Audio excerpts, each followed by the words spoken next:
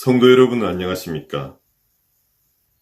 지난주에는 룻과 보아스 이야기에서 예수님의 삶과 사역 속에 나타난 변함없이 따뜻하게 맞아주시는 구원의 사랑을 맛보셨습니다. 오늘은 가스펠 프로젝트 구약 3권 마지막 과인 12과 하나님이 말씀하실 때란 주제로 말씀을 나누고자 합니다. 하나님은 계속해서 우리에게 말씀하셨습니다. 사사기의 사이클을 통해 자기 백성을 향한 풍성한 자비를, 드보라와 기드온의 이야기를 통해 자기 백성을 위해 싸우시는 하나님을 상기시켜 주십니다. 삼손의 이야기를 통해 원수의 대항의 승리를 쟁취하시는 하나님, 룻기를 통해서는 자기 백성을 향한 구속자의 인애를 베풀어 주셨습니다. 자, 그럼 오늘은 누구를 통해 하나님을 이해하고 신뢰하며 하나님께 순종할 수 있도록 조명하시는지 우리 한번 살펴보도록 하겠습니다. 오늘 본문 말씀은 사무엘상 3장 1절부터 4장 1절까지의 말씀입니다. 이스라엘 역사의 가장 긴 기간 동안 가장 큰 영향력을 행사한 사람이 바로 사무엘일 것입니다. 사무엘은 사사시대 말기에서부터 사울왕의 통치 때까지 약 77년 동안 사사로, 제사장으로, 선지자로 활동했습니다. 사무엘이 그렇게 오랜 기간 동안 영향력 있는 선지자로 일할 수 있었던 이유는 본문 19절과 20절에 이렇게 말씀하십니다. 사무엘이 자라매 여호와께서 그와 함께 계셔서 그의 말이 하나도 땅에 떨어지지 않게 하시니 단에서부터 부엘세바까지의 온 이스라엘이 사무엘은 여호와의 선지자로 세우심을 입은 줄을 알았더라. 하나님께서 사무엘과 함께 하셔서 사무엘이 하는 말이 하나도 땅에 떨어지지 않게 하셨다는 것입니다. 이 말씀은 하나님께서 사무엘의 모든 기도를 다 들어주셨다는 말씀입니다.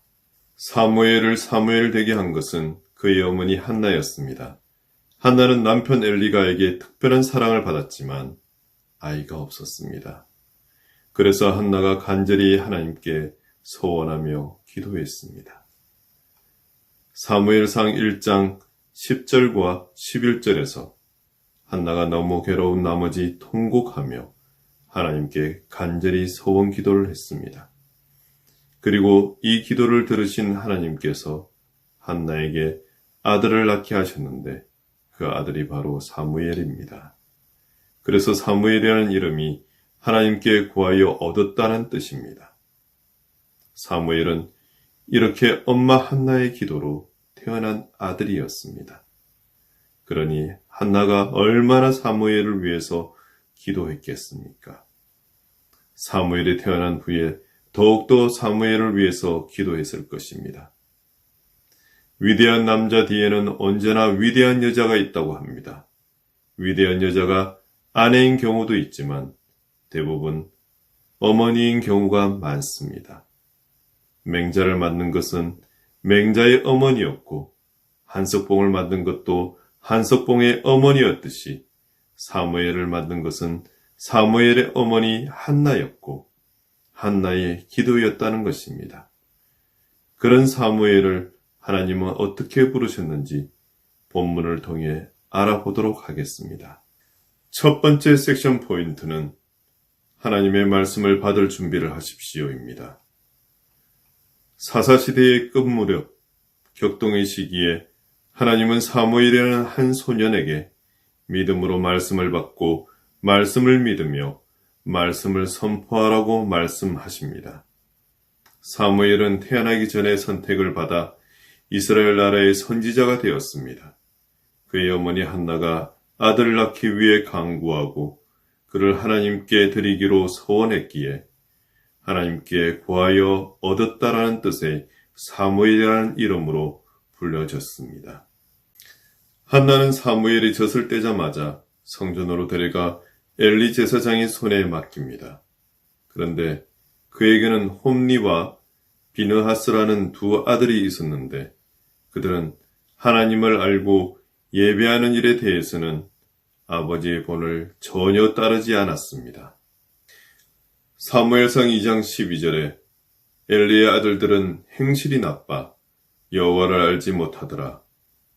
회막문에서 수종드는 여인들과 동침하며 사람들이 하나님께 희생제물을 드리러 오면 엘리의 아들들이 예배에 간섭하며 사람들이 가져온 예물을 전부 가로챕니다.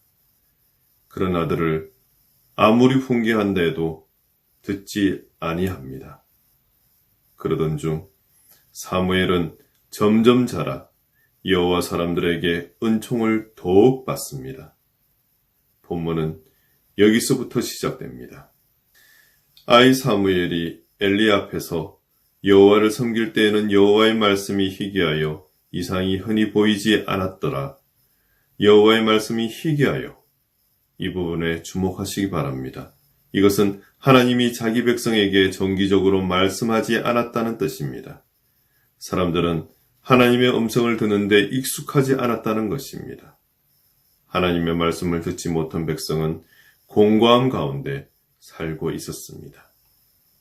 잠언 말씀에 묵시가 없으면 백성이 방자에 행하거니와 율법을 지키는 자는 복이 있느니라. 이 말씀은 문자 그대로 하나님의 말씀이 없으면 혹은 하나님이 보여주시는 계시가 없으면 백성이 망한다는 뜻입니다. 우리는 지금까지 백성이 하나님의 뜻과 반대로 자기 소견에 옳다고 행하다가 정말로 망하는 것을 많이 목격하였습니다. 여호와의 말씀이 희귀한 세상에 살고 있다고 생각해 보십시오. 그러다가 하나님의 말씀을 들으면 얼마나 감격겠습니까? 성경은 그 말씀의 능력 때문에 교회와 예배의 중심에 놓입니다. 지도자의 창의의 성이나 설교자의 카리스마나 사역자의 지혜로만으로는 불가능합니다. 교회는 반드시 하나님의 말씀 위에 세워지고 유지되어야 합니다. 여호와의 말씀이 희귀했지만 그런 상태가 오랫동안 지속되지는 않았습니다.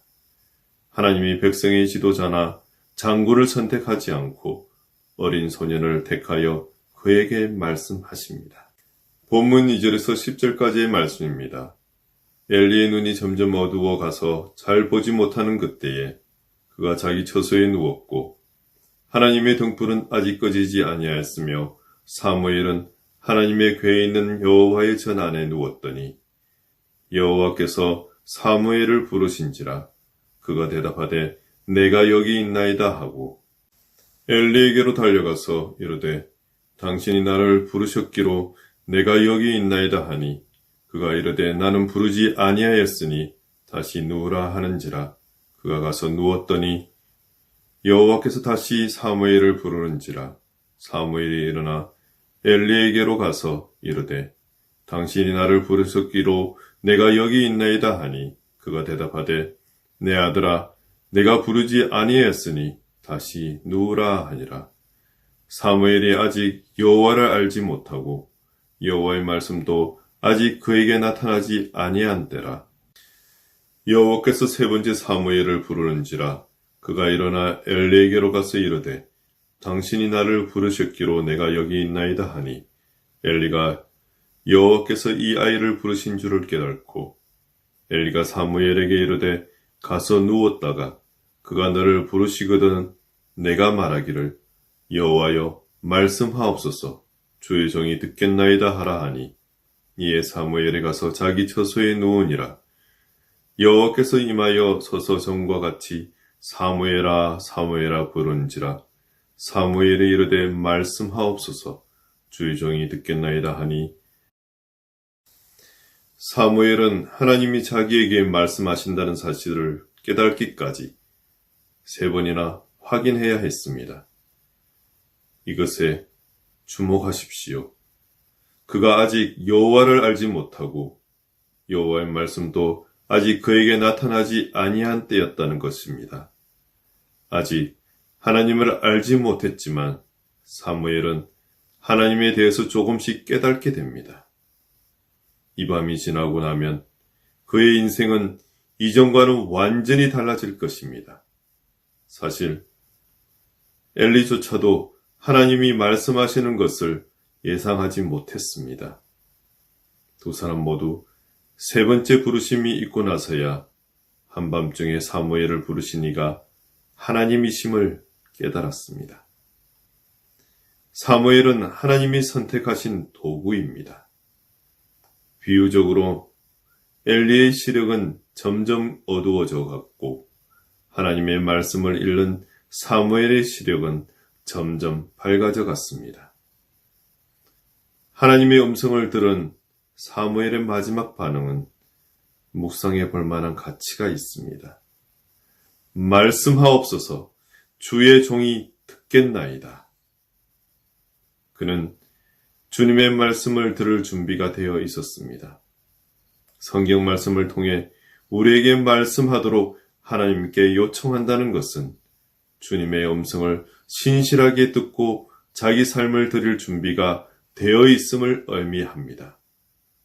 사무엘의 경험은 구속 역사에서 기적 같은 순간이지만 이것이 하나님이 다시 말씀하기 시작하셨다는 놀라운 사실을 가리지 않도록 주의해야 합니다.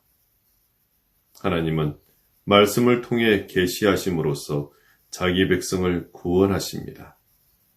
이것이 하나님의 방식인 것입니다.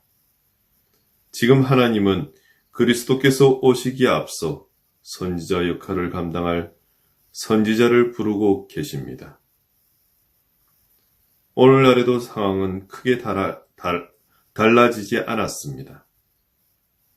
하나님은 새로운 계시를 주시지는 않지만 주님의 음성을 들을 수 있도록 우리를 준비시키며 말씀을 읽고 설교를 듣는 과정에서 사람들을 부르고 계십니다. 그리스도인들은 언제나 하나님의 말씀을 들을 준비가 되어 있어야 합니다. 하나님의 음성을 들을 수 있는 청력을 기르고 말씀을 받아들이는 마음가짐을 가져야 합니다. 또한 말씀을 펼치기 전에 기도하며 주님의 영광에 초점을 맞추어 주님께로 우리 마음을 활짝 열어야 할 것입니다. 우리는 눈이 침침하고 흐릿했던 엘리의 눈과 같아서 주님이 우리 마음을 준비시켜 시야를 넓혀 주셔야만 말씀을 볼 수 있습니다. 때로는 하나님이 너무 멀리 계셔서 절대로 그 음성을 들을 수 없을 것처럼 느껴집니다. 때로는 성경조차 살아 숨쉬는 말씀이 아닌 먼지 묻은 오래된 역사책처럼 느껴질 때도 있습니다. 만약 이것이 당신의 이야기라면 절대 포기하지 마십시오. 하나님이 당신에게 말씀하고 계십니다. 주님의 음성이 가장 크게 울려 퍼지는 곳은 바로 복음서입니다. 하나님은 당신을 향한 사랑과 수용의 마음을 그리스도를 통해 표현하셨습니다. 하나님의 음성을 듣기 위해 계속해서 준비해 나가십시오.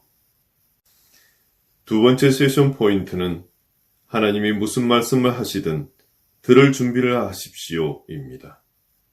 우리는 사사기를 공부하면서 하나님이 대적들을 어떻게 심판하시는지 봐왔습니다. 그런데 사무엘상에서는 심판이 제사장들에게 부어지는 것을 보게 됩니다.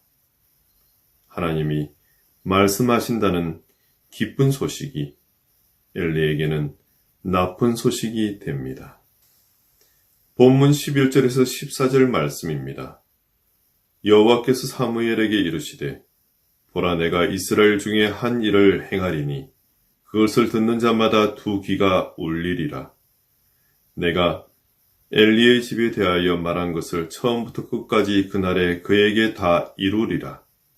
내가 그의 집을 영원토록 심판하겠다고 그에게 말한 것은 그가 아는 죄악 때문이니 이는 그가 자기의 아들들이 저주를 자청하되 금하지 아니하였음이니라. 그러므로 내가 엘리의 집에 대하여 맹세하기를 엘리 집의 죄악은 제물로나 예물로나 영원히 속죄함을 받지 못하리라 하였노라 하셨더라. 그렇습니다. 엘리 제사장의 집안은 문제가 많았습니다. 그의 뒤를 이어 제사장이 될 두 아들들은 하나님을 모욕하기 일쑤였고, 엘리는 가정 안에서 리더십을 발휘하지 못한 채 소극적인 태도를 보였습니다. 그가 아들들을 가르치지 못한 것에 대해 하나님께서 뭐라고 말씀하시는지 보십시오. 13절입니다. 내가 그의 집을 영원토록 심판하겠고 그에게 말한 것은 그가 아는 죄악 때문이니 이는 그가 자기의 아들들이 저주를 자청하되 금하지 아니하였음이라. 결국 그 가문에 하나님의 심판이 쏟아집니다. 아버지들을 위한 경고의 말씀이 여기에 있습니다. 하나님은 아버지들에게 가족 모두를 주의 길로 인도하라고 요구하십니다. 어렵고 힘든 일이지만 반드시 지켜야 할 일인 것입니다. 부모로서 저와 아내는 자녀가 죄를 지을 때마다 어떻게 반응해야 할지 몰라서 머뭇거리곤 합니다. 어떻게 하면 그들을 사랑 속에서 잘 연단해 예수님의 복음으로 나아가게 할지 고민합니다. 결코 쉽지 않은 일이지만 우리는 자녀를 하나님께 이끄는 일에 적극적으로 나서야 한다는 사실을 잘 알고 있습니다. 우리는 자녀들이 방종에 빠지는 것을 원치 않기에 그들을 가르치고 연단하며 그들의 마음이 하나님을 향하게 되기를 기도합니다. 자녀들의 행동에 대한 궁극적인 책임이 부모에게 있는 것은 아니지만 그들이 자라난 가정 환경에 대해서는 책임을 져야 하는 것입니다. 사무엘은 힘든 상황에서도 하나님의 음성을 들을 준비가 되어 있었습니다. 이것이 얼마나 힘든 일인지 사무엘의 입장에서 한번 생각해 보십시오. 그는 비공식적으로 엘리에게 입양되었습니다. 그가 하나님에 관해 아는 모든 것은 엘리에게서 배운 것입니다. 엘리를 아버지처럼 따르고 사랑한 사무엘에게 그의 가문에 임할 저주를 선포하라는 명령이 내려진 것입니다. 어린 사무엘에게는 감당하기 힘든 일이었습니다. 이때 주어진 하나님의 말씀은 위로를 주기 위한 것이 아니라 직면하게 하기 위해 것이었습니다. 성경을 읽을 때 우리는 자주 이해하기 힘든 내용들에 직면합니다. 구원자를 필요로 하는 죄인이 바로 자기라는 현실을 받아들이는 것은 쉬운 일이 아닙니다. 예수님만이 하나님께로 나아갈 수 있는 유일한 길이라는 거나 죄 때문에 하나님의 심판을 받아 마땅한 존재라는 말은 우리를 매우 불편하게 만듭니다.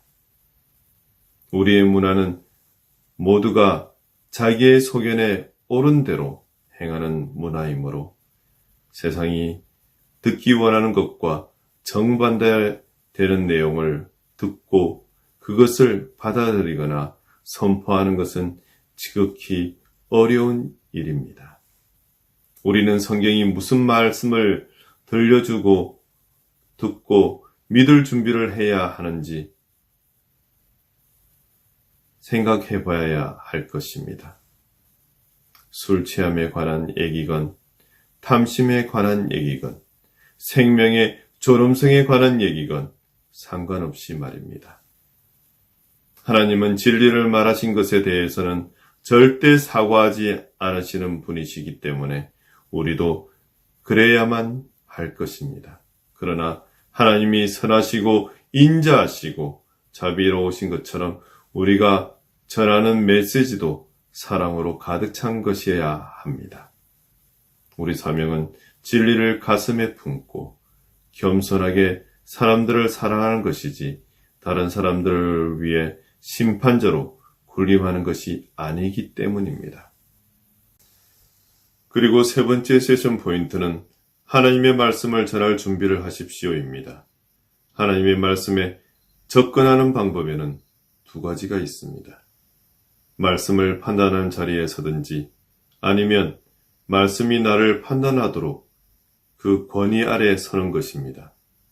성경을 읽을 때 어디 이 말씀이 맞는지 틀리는지 다른 사람에게도 한번 물어봅시다라는 태도를 가져서는 안 됩니다. 반드시 이것은 사실입니다 라고 우리 마음이 부르짖어야 합니다. 하나님의 메시지를 듣고 그것이 사실임을 믿는 자가 마땅히 해야 할 바는 그 내용을 다른 사람들에게도 전하는 것입니다. 이것이 바로 하나님의 말씀을 들은 사무엘이 담대하게 행한 일입니다. 3장 15절에서 4장 1절까지입니다. 사무엘이 아침까지 누웠다가 여호와의 집의 문을 열었으나 그 이상을 엘리에게 알게 하기를 두려워하더니 엘리가 사무엘을 불러 이르되 내 아들 사무엘아 하니 그가 대답하되 내가 여기 있나이다 하니 그가 이르되 내게 무엇을 말씀하셨느냐 청하나오니 내게 숨기지 말라. 내게 말씀하신 모든 것을 하나라도 숨기면 하나님이 내게 벌을 내리시고 또 내리시기를 원하노라 하는지라.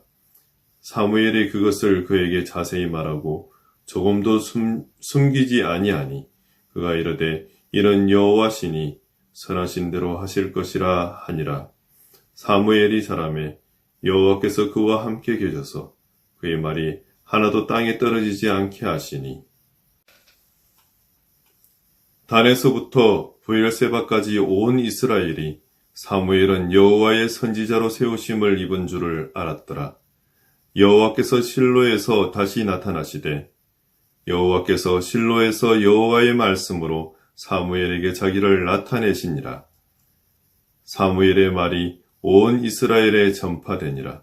사무엘이 하나님을 뵙고 난 뒤에 다시 잠자리에 들었지만 잠들 수 없었던 것을 충분히 이해할 수 있습니다.